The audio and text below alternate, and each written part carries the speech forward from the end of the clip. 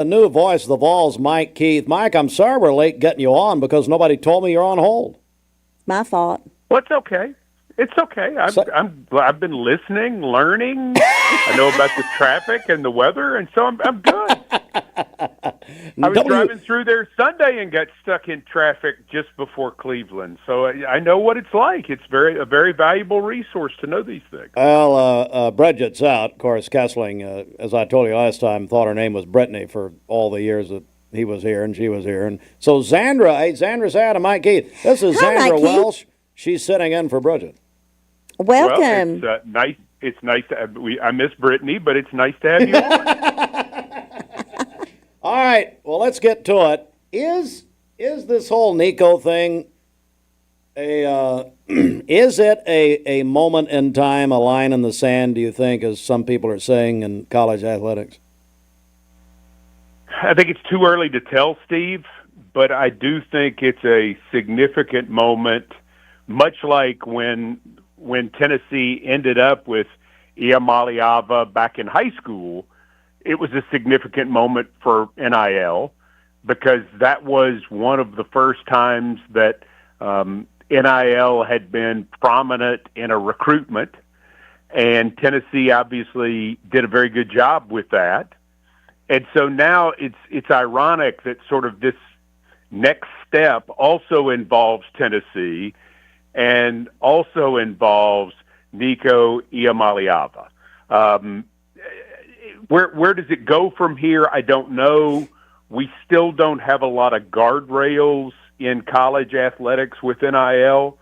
So I don't think it's something that you're going to say, okay, from now on it will be like X, or from now on it will be like Y, or from now on it will be like Z. But I do think the significance of the moment that was coming was there was going to have to be a school at a certain point just say no. And that has happened. You know, that's exactly what happened with the Tennessee situation. Was it, you know, some people are saying he was a holdout. I don't think we know that. I mean, he may have been leaving all along, so we don't know that for sure, Steve. But what we do know is Tennessee said no.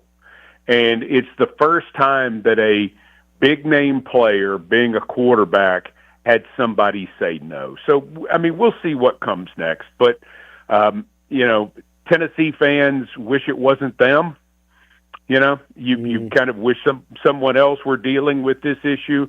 But at the same time, I think Tennessee fans that I talk with are very proud of Josh Heupel for saying nobody is bigger than the power T. That's where I was going next, because we're joined by Mike Keith, voice of the Vols.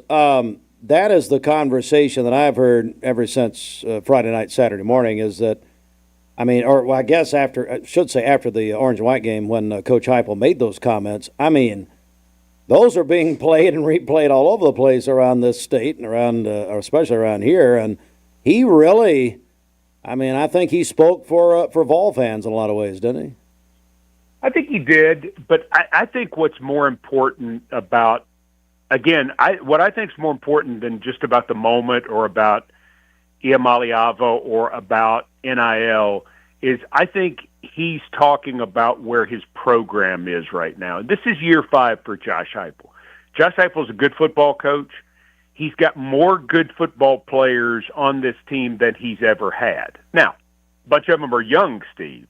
A bunch of them are out of the last couple recruiting classes. So, I mean, there is growth that will have to be done, but he's building something here for the long term. And no matter what the immediate impact of this situation ends up being, and again, we don't know what that's going to be, but what we do know is he's setting a culture for 115 guys. And I think in establishing this, with quarterback position, it was so big. If this had been a tight end or a defensive end who had chosen not to practice on Friday, that would have been one thing. You know, that would have been a deal, but this is your quarterback. This is the guy you expect to be the face of your franchise. And at the moment that you allow something to fester in this area, it can affect all 115 men, unlike the defensive end or the tight end. And so I think Josh, in making this, it wasn't just about Nico. It wasn't just about the money. It wasn't just about NIL. It's about saying, Tennessee's got something going positive here. We're going to keep going forward. We're trying to build. We like who we've got, and we're going to keep moving. And so it's not just a statement about 2025. It's a statement about the next 2 years, the next 5 years, the next 10 years, and keeping this thing going the way he's trying to keep it going. Mike Keith, voice of the Vols. Let's talk about what you saw. First of all, we carried the orange and white game on our ESPN station, and I heard you and Buddy. You did a great job. I know. Thank you. I know. It had to be thrilling for you. You're following, of course, people like John Ward, and then of course Kessling, and now you, and people are so enthusiastic and so happy that you're doing this. So that was great. But then, hey, first of all, you've got a new partner, by the way, since you and I talked. Ramon Foster, is that right? Yes, Ramon Foster going to be doing the games with me. I thought he did a wonderful job on Saturday. I was really proud of him. He did, yeah. It was obviously, first of all, thanks for the kind words and thanks for carrying the broadcast. It was unusual, because we knew coming in that they would probably scrimmage less than what they had originally. Like, they start on Monday of game week, and you're thinking, okay, it's going to be 50 plays. Well, then 2 slot receivers and 2 linebackers get hurt, and now all of a sudden they don't have enough guys at those spots, and so you're down to 25 plays. So we had set the broadcast that it was probably going to be more commentary, more talk showy than it was play-by-play. And I was very proud of Ramon Foster and Jason Swain and Brent Hubbs for the job that they did. I hope Tennessee fans felt like they heard 4 guys who love ball football talking ball football and giving them a good update on the entire team through the spring. The other part of it, too, is obviously the Iamaleava story is so huge. And, right off the bat on the broadcast, Brent Hubbs interviewed the head coach, Josh Heupel, and Josh Heupel made it clear about what was going on. And so, he confirmed the reports, and that made the broadcast a bit unusual because you don't usually talk about your starting quarterback being gone hours before the orange and white game. Mike Keith, really just looking forward to this era of the Vol Network, and you and Ramon and Brent and Jason. And do I still have to deal with Glenn Thaxton? He's really a problem, quite frankly. We know. Yeah, we're keenly aware of that. I love Thaxton. If not Glenn Thaxton, we would bring in another problem for you. So. So we'll probably just stick with Glenn Thaxton. He's a pretty good man. He's a pretty good guy. Hey, Mike, last thing. So, yeah, back to this situation, Nico. I guess we're all just going to be very interested.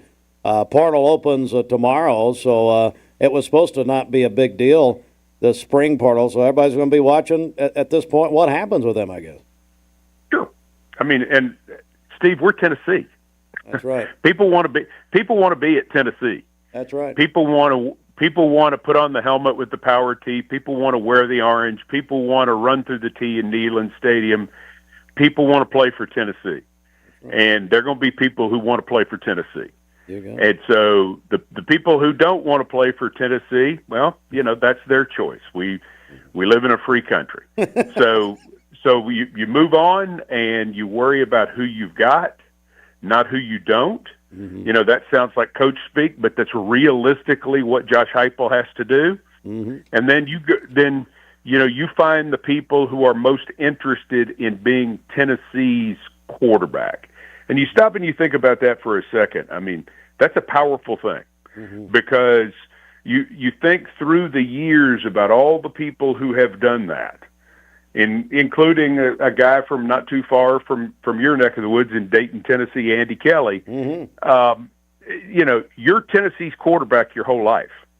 Heath Schuler, Peyton Manning, T. Martin, Dewey Warren, Jimmy Streeter, Condrich Holloway, Casey Clausen.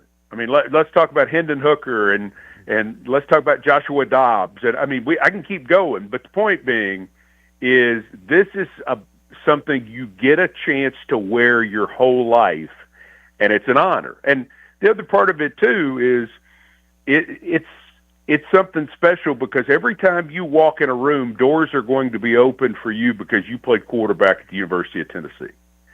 And so for somebody, it's an incredible potential opportunity. Now, we got two young men on our campus right now, Jake Merklinger and George McIntyre. They may be the guy. Whomever comes in here, one of those two guys may beat them out. Mm-hmm. The only thing we know is we need the best guy behind center when we play on August 30th against Syracuse in Atlanta, because Tennessee's going to expect to go win. For whatever we're talking about right now, we understand when August 30th comes, Tennessee fans are going to expect to win, and they should. Yep. Mike Keith, the voice of the Tennessee Vols. Mike, I really appreciate the time. I know you're very busy. I really appreciate it very much. My pleasure, Steve. Thanks for having me on, and please tell Brittany I hope everything's okay. Hope she's doing well. Well, she's on that 12-step program. She gets stuck at like number 3, so she's back in rehab. So we're trying to get her out of there. Good to be with you, Steve. Thanks for having me on.